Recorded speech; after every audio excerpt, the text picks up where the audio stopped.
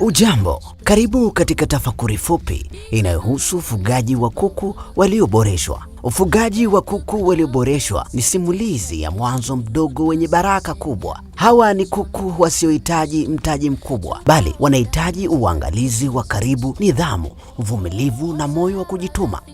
Kutoka mwanzo mdogo wa banda dogo ndimo kunakozaa safari ya matumaini makubwa. Kila yai linalotagwa hubeba ahadi ya kesho iliyo bora. Kila kifaranga kinachototolewa hutufundisha somo la subira na malezi. Mfugaji anatambua kuwa mafanikio hayaji kwa pupa, bali kwa mwendelezo wa matunzo ya kila siku. Chakula sahihi, maji safi, usafi wa banda na kinga ya magonjwa.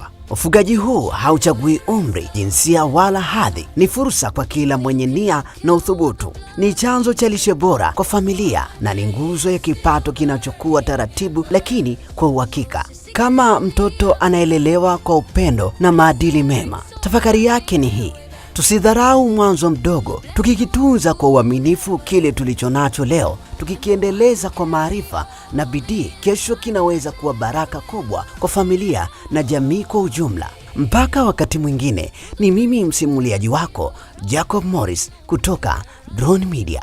Asanteni.